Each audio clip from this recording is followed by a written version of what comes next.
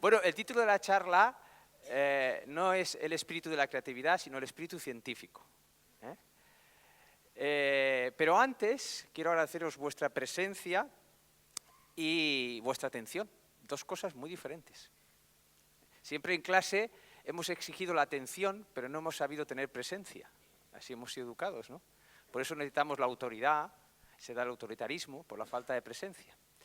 Y hablando de presencia, yo quiero agradecer, aquí todo se os ve, estáis ahí sentados, sois visibles, quiero agradecer su presencia a dos personas que son invisibles, que son Ana y Tania, las intérpretes, que están aquí en su jaula y se están poniendo coloradas.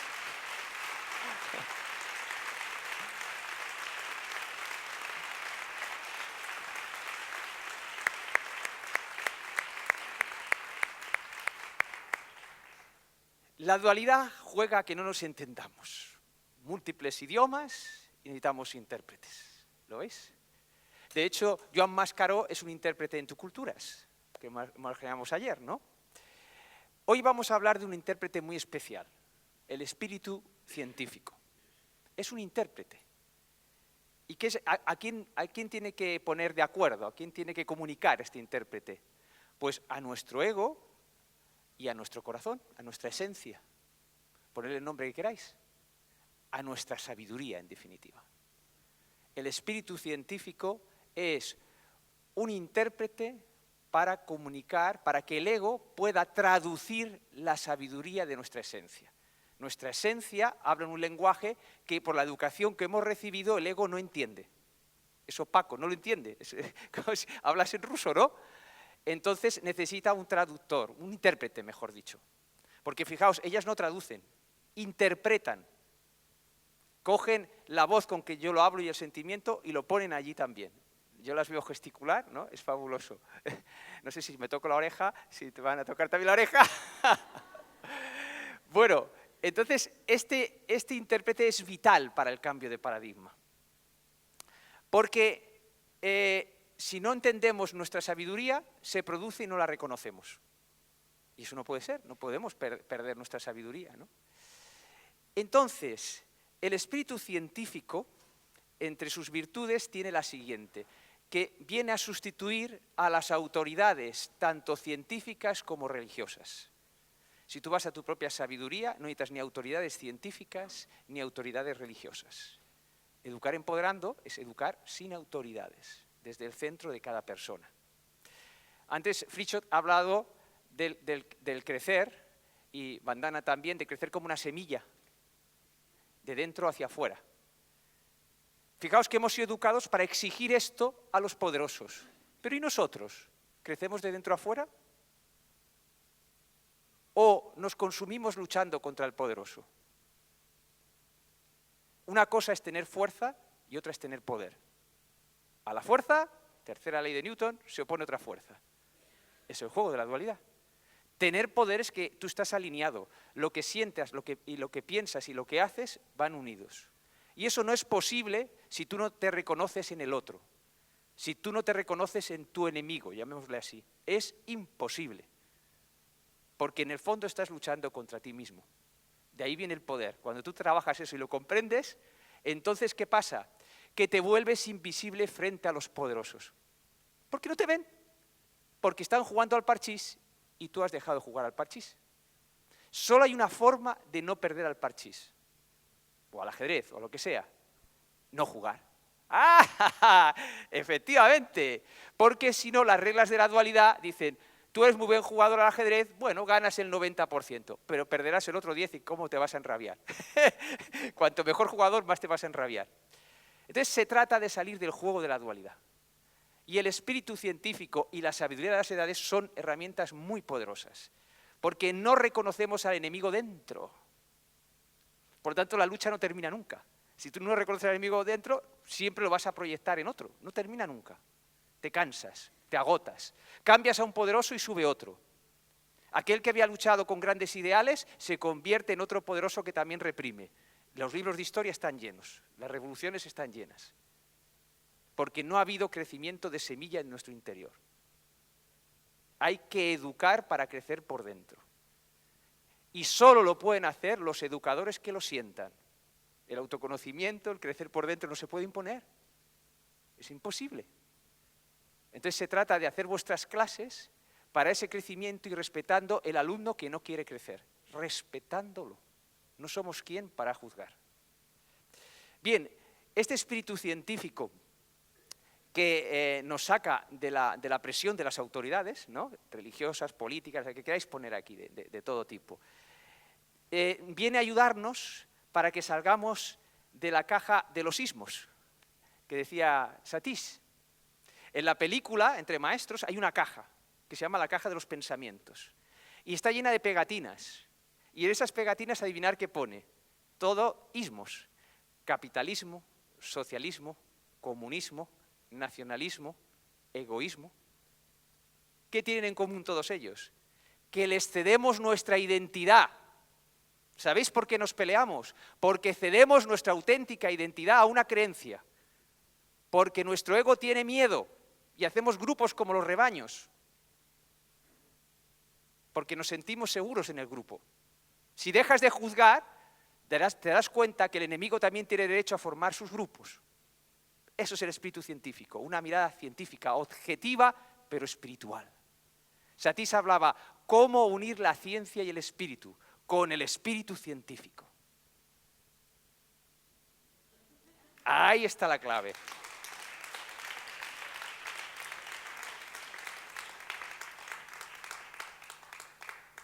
Se habla de la ciencia con conciencia. No, es el espíritu científico, es más profundo todavía, ¿no?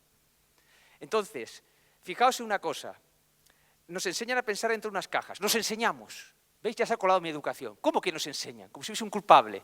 No, un paradigma en el que hemos sido educados de esa forma. Pensar dentro de unas cajas, que se llaman las creencias, las teorías científicas, las religiones, son cajas donde pensar. No podemos pensar sin cajas, es imposible, porque el pensamiento se desparramaría, porque no podíamos ni crear una cultura, porque cada uno pensaría de una forma, necesitamos una caja. Pero el espíritu científico nos trae una herramienta muy poderosa. Nuestros pensamientos tienen un nivel de sutileza, ¿lo veis? Y quedan encarcelados en la caja en la que pensamos. Pero el espíritu científico, su nivel de sutileza es más sutil, es más tenue. Entonces el espíritu científico que está dentro de nosotros sale de la caja y es capaz de ver desde qué caja estamos pensando, sin crítica. ¿Desde qué ismo estoy pensando? Eso hay que enseñarlo en clase. Hacer debates y decir, sin juzgar, ¿en qué caja está vuestro compañero opinando? Eso es lo que hacíamos en Entre Maestros.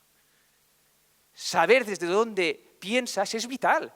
Si os enfrentáis contra alguien, si no sabéis desde qué caja estáis pensando y desde qué caja está pensando vuestro enemigo, no os entenderéis nunca. Espíritu científico, sentirlo en vuestro corazón. El espíritu científico.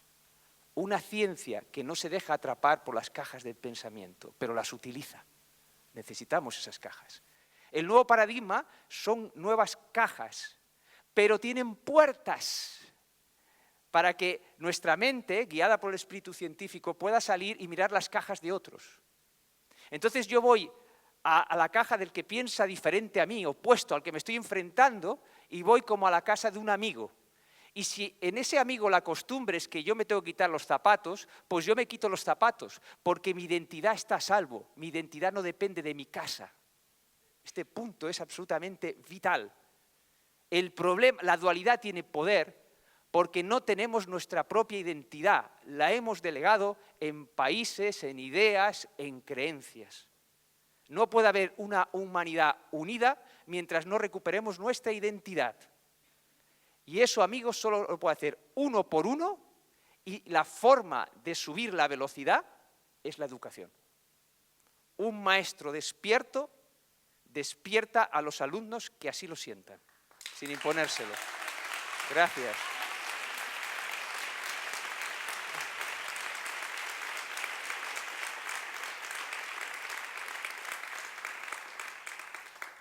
Entonces, este espíritu científico para mí es el motor interior que nos llevará al nuevo paradigma. Lo demás sea, uno puede vivir el nuevo paradigma como una nueva creencia y quedar atrapado. Puede dar lecciones del nuevo paradigma a todo lo que quiera. Pero si él no ha recuperado su identidad, está entendiendo el nuevo paradigma a un determinado nivel solamente, para repetir lo mismo. Otra cosa muy importante, cuando luchamos en dualidad con alguien, hay que tener en cuenta que tenemos rabia porque nuestra identidad está en peligro. Muy, muy importante. Lo que más miedo nos produce es perder la identidad. Y nos identificamos con todo menos con nuestro propio poder. El que entra en su propio poder no quiere someter a nadie. ¿Qué mejor educación para acabar con los poderosos, entre comillas, que serían los fuertes, más que poderosos, los fuertes? ¿Qué mejor que una educación que sirva tanto a los hijos de los ricos como a los hijos de los pobres? Entonces, el maestro despierto puede ser uno de la pública o un maestro en un colegio de ricos. Ambos están haciendo su labor, porque no son enemigos. No lo son. Es nuestras creencias que nos hacen ver como enemigos porque vemos en peligrar nuestros puntos de apoyo. Educar empoderando es volver a tu centro, sentirte más allá de tu religión, de tu país, etc. Y ahora viene lo gracioso. La mejor forma de servir a tu cultura y a tu país es siendo libre, porque solo así crecerá de verdad esa cultura. ¿Lo veis? No repitiendo los mismos valores.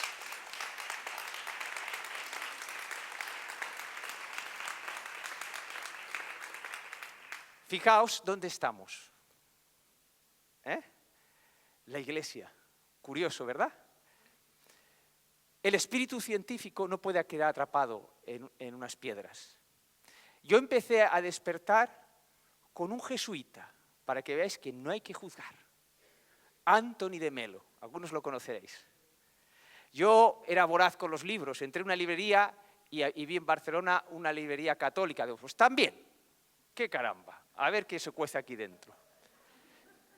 Y claro, algo me guió que yo iba hojeando y llegué a un libro de Anthony de Melo y ponía, en la primera página, ponía esta frase: el enemigo de la espiritualidad es la religión.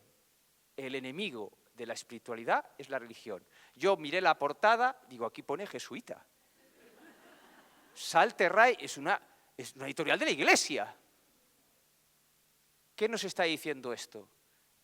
Que no juzguemos porque alguien está dentro de una institución, porque son niveles de conciencia lo que importa. Entonces, una vez le preguntaron a Anthony de Melo, bueno, y pensando de esta forma, ¿qué haces dentro de la Iglesia? Y él dijo, yo nací en la India y fui educado en una zona católica, ¿no? Y la Iglesia es mi madre. Y cuando una madre está enferma, no se le abandona. Es un movimiento de corazón. ¿Lo veis?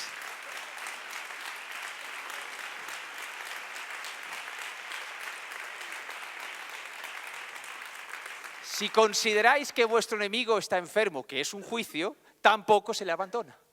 Esta es la mirada del corazón. Este es el punto.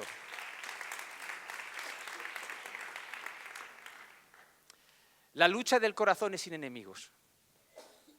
Todas las palabras tienen octavas. Es lo que llamo octavas de las palabras, como las notas musicales, ¿no? Entonces, hay unas octavas y va subiendo. La nota la tiene diferentes octavas, sube la vibración. Entonces, las palabras las interpretamos, a veces discutimos porque las interpretamos en diferentes octavas. La palabra pureza en la dualidad significa que uno es puro y el otro es impuro. Nacéis con el pecado original. Toma, lo digo aquí. Perfecto. Ya estamos clasificando en puros e impuros. En cambio, la palabra pureza la podemos subir de octava, ¿no? La vamos a subir al corazón.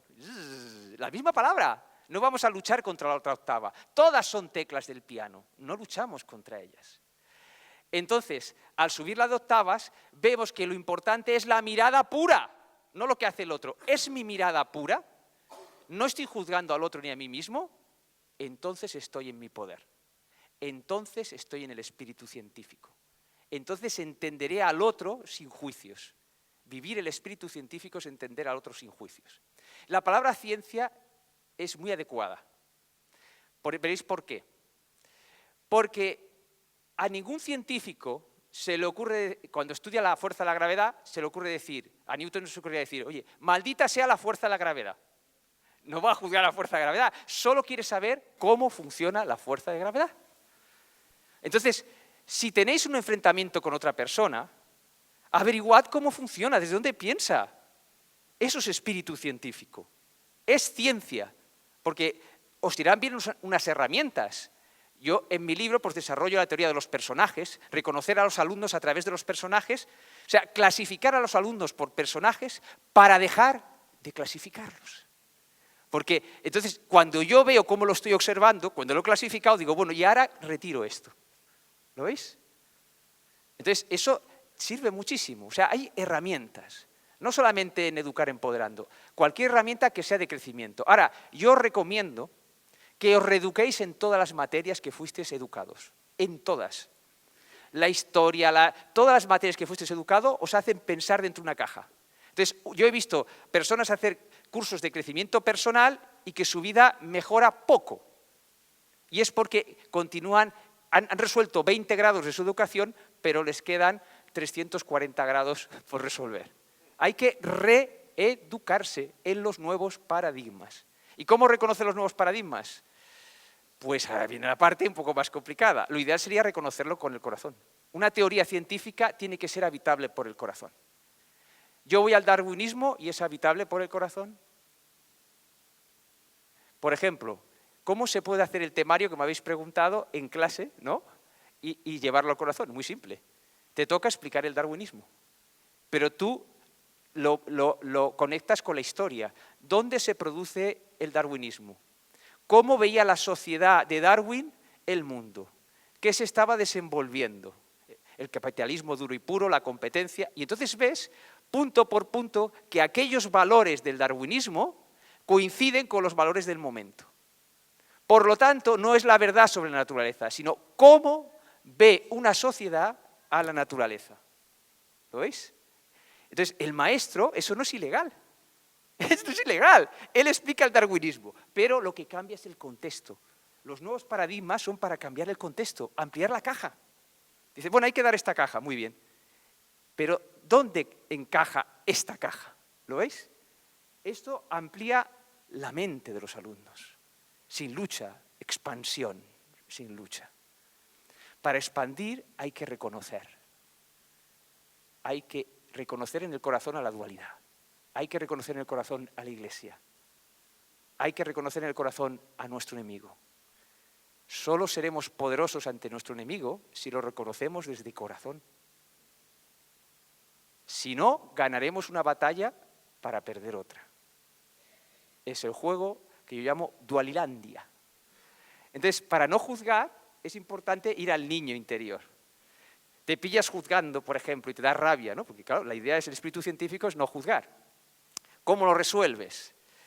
Pues viéndolo como un juego. O sea, si vemos la dualidad como algo que nos aplasta, como un enemigo, estamos en dualidad. Dualilandia. Se están peleando porque están jugando a la dualidad aunque sus egos no se enteren. Y esa, ¿ves? La sabiduría de las edades. Visto desde el niño interior como un juego, eres consciente que puedes salir del juego. Pero si no utilizas el niño interior, no lo reconoces como un juego y no sabes salir del juego, te lías, te embrollas, quedas atrapado en la dualidad. Combatir la dualidad es permanecer en la dualidad. Hay que reconocerla como juego. Entonces, tu entorno está jugando a la dualidad. Tú juegas a la dualidad, pero eres consciente que es un juego. Y como la frase de Oliver Holmes que os decía el otro día, dice, el maduro conoce las reglas, pero el anciano conoce las excepciones. Cuando veis la dualidad como un juego, aprenderéis a ver las excepciones. Y mientras los otros se enganchan, vosotros no os vais a enganchar, porque habéis reconocido las reglas del juego. No os hace daño el otro, os hace daño las reglas de Dualilandia. Espíritu científico. Conocer las reglas que nos atan, las cajas en las que pensamos. Ya no hay enemigos. Ya es un acto científico, espíritu científico y además espiritual, porque estoy acogiendo al otro en el corazón. Eso es para mí el nuevo paradigma. Puede haber muchas interpretaciones del nuevo paradigma. Yo no puedo actuar como una autoridad. La que yo siento es la del espíritu científico. Si hay una teoría que dice que es el nuevo paradigma y no es habitable por mi corazón, yo de momento no la habito. O la intento cambiar, o la modelo. Esto es muy importante. Por eso la Universidad de las Edades que propongo es para estructurar, personas que lo sienten así, estructurar ese conocimiento para facilitar a los maestros y a los educadores la forma de enseñar.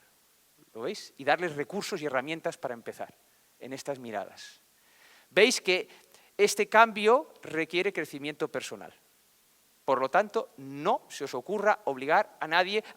Todos que hemos hecho cursos de crecimiento personal, nos ha encantado un curso. ¡Ay, qué fantástico! Cogemos al amigo, al vecino, al hermano y lo sentamos allí obligatoriamente, hasta se lo pagamos. Oye, mira, este te va a cambiar la vida, ¿no? No, eso es que hemos sido educados en autoridades y pensamos que ese tiene la llave. Carlos no tiene la llave de vuestro poder, la tenéis vosotros. Decía Anthony de Melo, el prisionero tiene la llave de su celda y no lo sabe. Eso es, el espíritu científico es para averiguar dónde está la llave de mi celda, en qué cajas estoy pensando. Bueno, ahora podríamos ir al Power porque, por Dios, vamos a ver, vamos a pasar un montón, porque a ver qué os quería, vamos pasando, pasamos, a ver si este Power lo pueden colgar en poco a poco algo, ¿eh? Bueno, seguimos pasando. Estos son los dos paradigmas, pasamos. Vamos a explicar alguna anécdota, seguimos. Toca una vez más que saldrá algo más escrito ahí. Vale, perfecto.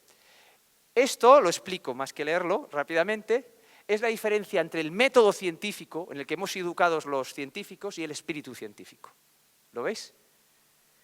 Diferencias, luego las tengo redactadas después, no me dará tiempo, pero quien se baje el Power la podrá ver. O sea, las características del espíritu científico, para poderlas reconocer dentro, ¿no? Entonces, claro, el método científico investiga algo dentro de una caja, pero no sabe qué es una caja. Porque ahora es muy fácil decir, ¡hombre, el mecanicismo! Ah, claro, tú has llegado a una perspectiva y dices, aquello es el mecanicismo. Pero ¿y nuestra mirada? ¿Sabemos si la mirada sistémica no es también una caja? Entonces el espíritu científico te permite pensar dentro de la caja, el contenedor, pero como es tan tenue, sale y examina la caja y dice, ah, mira, los límites de mi mirada. ¿Lo veis? Imaginaos educar de esta forma. Habláis de cualquier teoría, de cualquier cosa en clase y dice, vamos a examinar los límites de esta mirada. Eso abre la mente, expande la inteligencia, es brutal, es increíble el poder que tiene. ¿Veis? El método científico solo son unas reglas para mirar el mundo de la naturaleza tal como en Occidente hemos aprendido a mirarlo. El método científico no sirve para una tribu del Amazonas.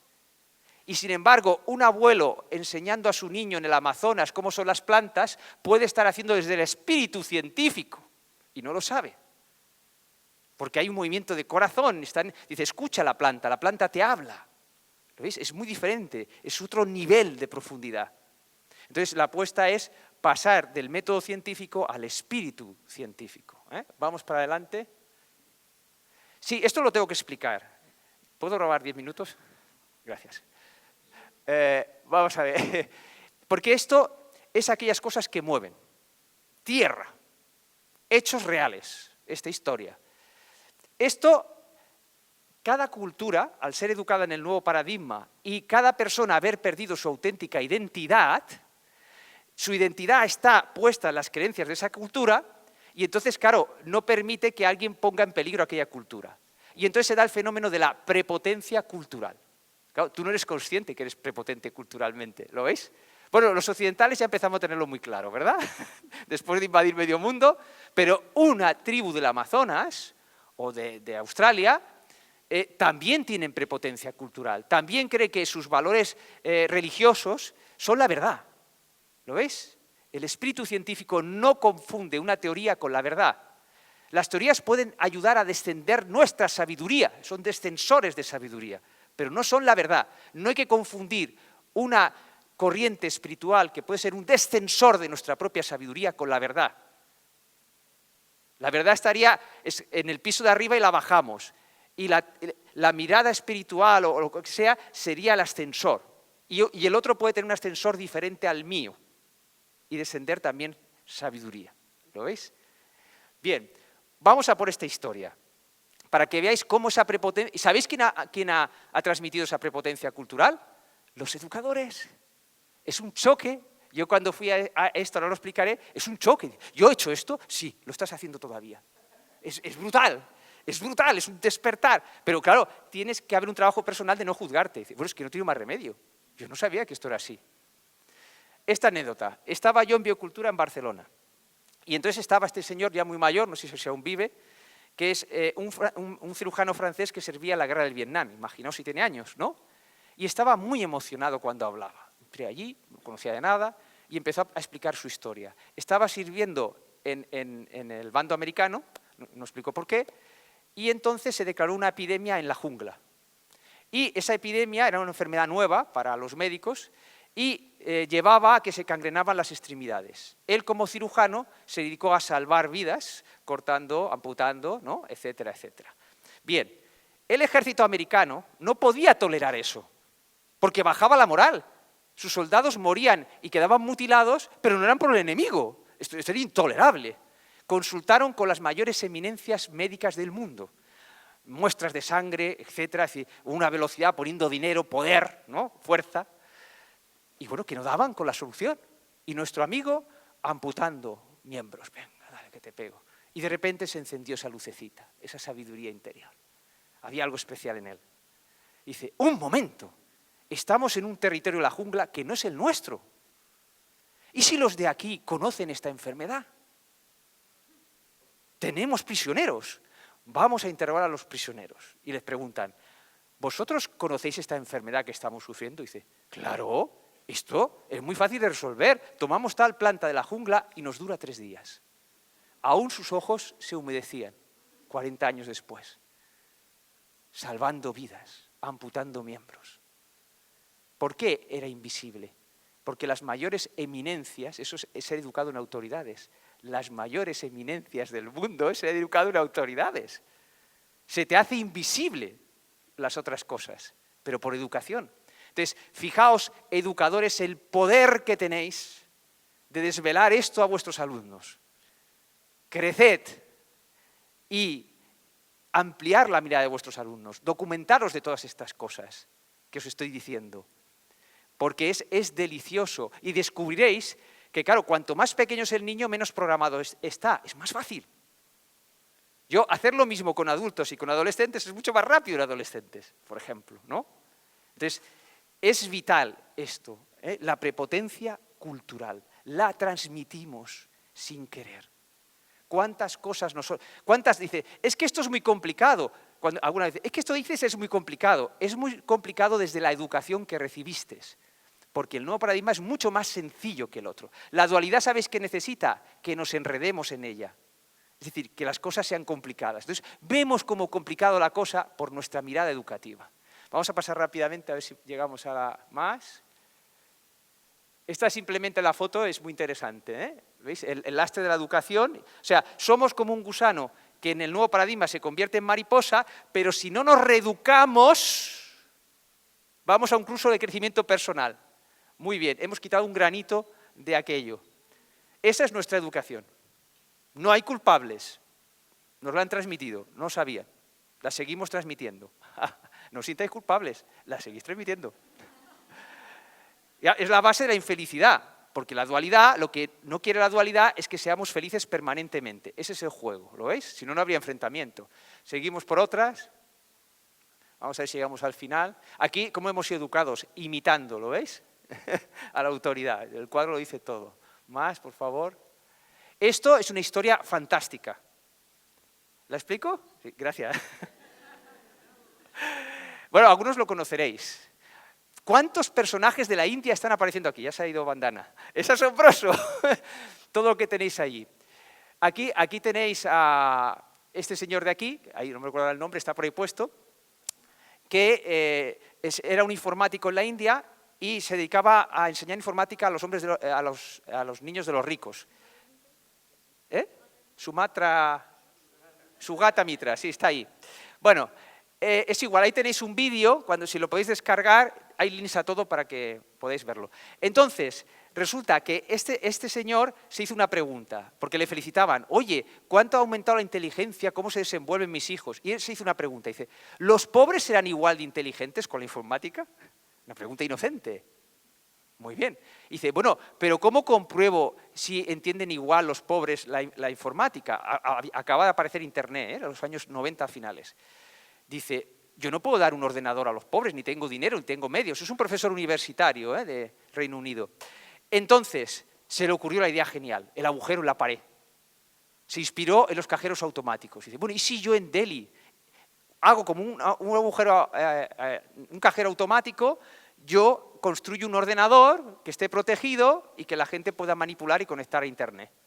Bien, lo hace, lo construye, y entonces allí en la India, cuando yo he ido, tú cuando haces algo nuevo te rodean los niños, rodeado de niños, ¿no? Y entonces le preguntaban, ¿qué es esto? ¿Qué es esto? Y él, muy pillo, decía, no sé lo que es, y se marchó. No quería influirles, ¿ves? Y entonces vuelve al cabo de 2 meses a ver qué ha pasado. Y se encuentra que los niños están manejando el Internet y el ordenador. Niños analfabetos. Analfabetos en su propio idioma, y desde luego el inglés, ya me contaréis, lo que hubiera aprendido en la calle, ¿no? Y resulta que van y le piden un ratón más veloz. Dice, hemos visto que hay un ratón más veloz. Bien, lo comunica y hace el ridículo, pies en tierra. ¿Por qué hace el ridículo? Porque dice, esto está muy bien, pero tú lo has hecho en Delhi, y en Delhi pueden haber pasado 40 informáticos y haberle enseñado. Dice, hombre, pues es verdad. Eso, uno a veces se equivoca, pero hay que seguir. Muy bien. Buscó una aldea a 300 kilómetros de Delhi, donde fuesen prácticamente todos analfabetos. Y claro, quería hacer un agujero en la pared, pero no había pared. Primer problema, tuvo que hacer un chamizo, no sé si por satélite, no sé cómo se las ingenió para comunicarlo por Internet. Dice, pues bueno, lo mismo. Volvió a cabo de 2 meses, oye, que sabían inglés, sabían manejar el ordenador. Ahí había la sabiduría de las edades, todas las edades conviviendo. Hay fotos preciosas en que se ve cómo un adolescente sostiene a un niño de 3 o 4 años en los hombros. Y el niño le está inspirando, ¿ves? La sabiduría de las edades. Es muy poderosa juntar las edades. Nadie les había dicho que no podían. Nadie se lo había comunicado. Bien, entonces ya se anima mucho nuestro hombre y dice, esto es un descubrimiento increíble, aprenden sin maestro. Y entonces dice, bueno, vamos a hacer una prueba de fuego, vamos a poner un test de biología de la más avanzada de aquellos que hacen en Inglaterra, un test, ¿no? De aquellos. Dice, vamos, si esto lo pasan, aquí os dejo esto, a ver si lo sabéis resolver, ¿no? Vuelve al cabo de 2 meses, le pasa el examen y si es sobre 10, pues habían sacado un 4 y pico, lo suspenden. Dice, hombre, claro, es que pero ya es demasiado, ¿no? Y entonces se acuerda de algo de la India, según lo cuenta. Dice, en la India, las abuelas lo que hacen es apoyar a los nietos diciéndoles que ellos pueden, les animan en este sentido. Eso lo explica así, yo lo desconozco. Dice, bueno, pues busquemos una abuela. No la encontró una chica joven. Dice, hombre, yo es que de esto no sé nada. Dice, no importa, tú vienes aquí todos los días y les dices, vosotros podéis, lo podéis conseguir. Volvió a cabo de 2 meses y bueno, con nota el test, un test universitario de final de carrera. Eran analfabetos. Y luego el vídeo continúa y ya hacen un seguimiento y ya es sorprendente. Van a ciertas aldeas, hacen un seguimiento y hablan los que eran niños. Dice, bueno, ¿y tú cómo te influyó? Dice, mira, ahora soy ingeniero aeronáutico. Un analfabeto. Y entonces empieza a explicar historias increíbles. Dice, oye, es que nosotros descubrimos el Google Maps, ¿no? Y vimos nuestro pueblo allí. Y dice, nuestras madres iban y recorrían cada día 7 o 8 kilómetros a traer agua. Y vimos que había una fuente de agua más cerca, que no nos habíamos dado cuenta. Pero esperad, que no termine la cosa. Dice, y dijimos, bueno, ¿y por qué tiene que cargar con el agua, aunque esté más cerca? Y fuimos investigando por Internet y vimos que se podían hacer canales de agua y canalizarla. Y entre todos hicimos una canalización. ¿Dónde están los maestros? Ellos son los maestros. Esa es la esencia de Entre Maestros, que es difícil de entender. Todos llevamos un maestro dentro. Pero la educación en autoridades mata al maestro. Por eso dependemos de autoridades. ¿Lo veis? A veces me dicen, Carlos, explica esto a fulanito. No, explícaselo tú. Ya, hemos sido educados para proceder de esta forma, ¿no? Bueno, ya he consumido el tiempo. Vamos un segundo solo. Qué tramposo soy. Esta historia no me da tiempo a contarla, pero aquí hay un link. Lo conoceréis ya por aquí. No, pero aquí igual la conocéis, ¿no? Bueno, un poquito más, porque saldrás escrito de ahí. Otro más. Bueno, rápidamente. Este señor es un cabezota. Este señor tiene el espíritu científico sin saberlo. Vive en la Siberia austriaca, Friso conocerá, y entonces resulta que se le ocurrió, dice, allí hacía mucho frío, dice, yo aquí quiero plantar de todo, hasta cerezos. Dice, hombre, a más de 1000 metros de altura, estás loco, ¿no? O sea, él empezó con su propia sabiduría a ver cómo lo hacía. No conocía la permacultura, esto es muy gracioso. Y entonces empezó y hizo, bueno, un vergel. Ahí tenéis las cerezas, a más de 1000 metros de altura, solo que el fruto sale en septiembre. ¿Qué importa? Claro, y tú sales y quedas alucinado, ¿no? Ahí le tenéis echando una siesta. Esa siesta no está ahí por casualidad. Os explicaré por qué.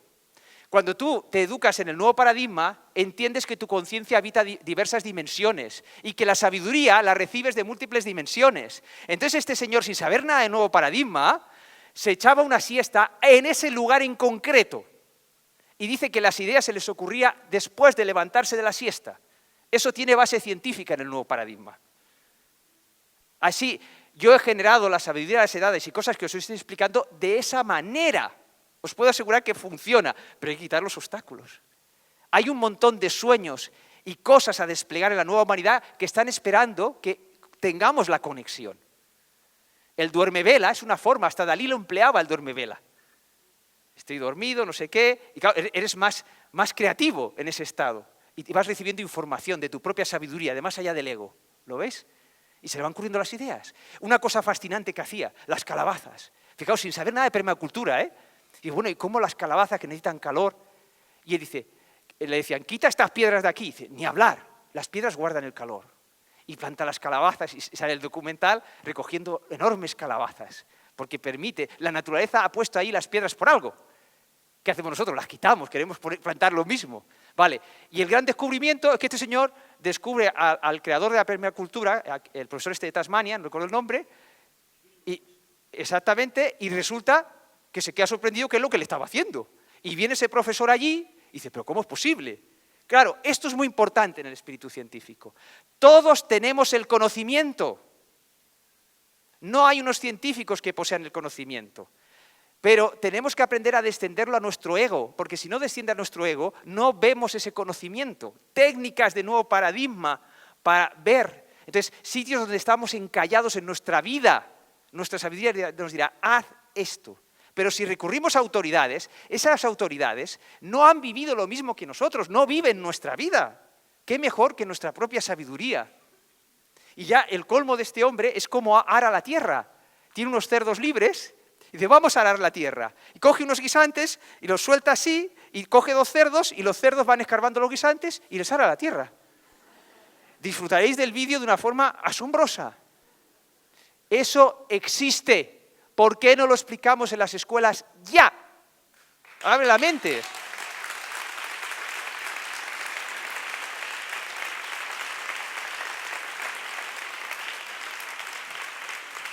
Vamos ya, ahora sí que es la última, un poco más, para que veáis las características, no las vamos a mencionar.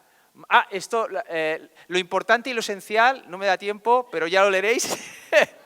A mí me ayudó muchísimo. Lo importante es lo que deciden los demás en la educación. Lo esencial es lo que yo puedo definir. Eso me liberó a mí. Yo no he decidido ningún plan de estudios, pero yo un día cerré la puerta de mi clase y digo, nadie me ha dicho que no puedo educar en lo esencial. Este fue el gran descubrimiento de la vida. Entonces, claro, los temarios, empecé a diseñar técnicas que los temarios me permitían hacer autocrecimiento. Incluso podía disfrutar de los temarios. Los ubicaba en el contexto histórico y ya está. Les quitaba su carga negativa. Al ubicarlos en el contexto histórico les quitas la cara negativa, ¿no? Vamos a seguir. Esa es la caja que os decía antes, ¿lo veis? La de los sismos. Seguimos, por favor. Fijaos, cientificismo y espíritu científico. Las imágenes nada más.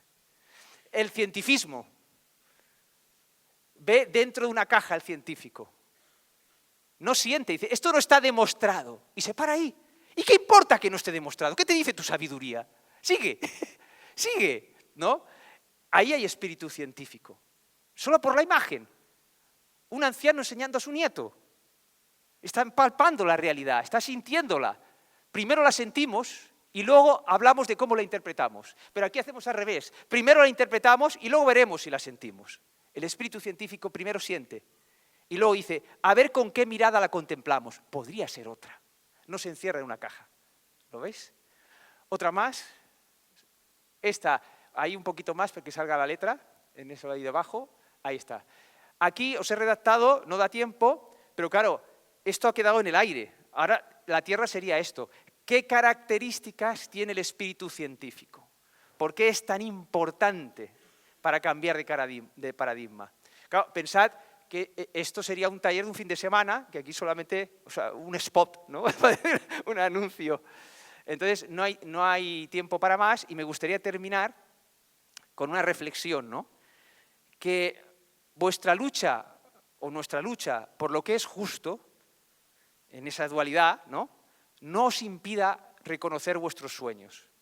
Porque uno puede luchar contra lo injusto y vence y vuelve otra cosa injusta, según las reglas de la dualidad. La forma de escapar de la regla de la dualidad es tener sueños que no estén dentro de la dualidad. Y esos sueños están llamando a nuestra puerta. Y tenemos que cambiar la forma de pensar en nuestro ego para reconocer cada uno. Cada uno, yo estoy seguro, cada uno de los que estáis aquí, tenéis un sueño de la nueva humanidad. ¡Seguro! Entonces, hay que trabajar el ego para que reconozca. El canal es ese espíritu científico que os digo, ¿no? Comunicar nuestra sabiduría con el ego. Entonces, ese canal es como un arco iris, tiene varios colores. Y cada uno de esos colores es una edad, la sabiduría de las edades. Conecto esta charla con la anterior. O sea, ahora veréis qué papel juega la sabiduría de las edades. El espíritu científico es el que conecta nuestra sabiduría con nuestro ego y se expresa en varios colores. Entonces, hay cosas de sabiduría que el ego no las va a entender si no es el color desde el niño interior o desde el adolescente. Ese es el ligazón entre la sabiduría de las edades y el espíritu científico. Yo os agradezco vuestra atención, vuestra presencia y espero que tengáis muy felices encuentros con vuestros sueños, porque lo que más necesitamos son los sueños cuyos guardianes son nuestro niño interior. Preguntarle a vuestro niño interior cuáles son vuestros sueños, porque el niño interior sigue creyendo en los Reyes Magos y en Papá Noel. Preguntarle a él porque es el guardián de vuestros sueños. Gracias. Gracias.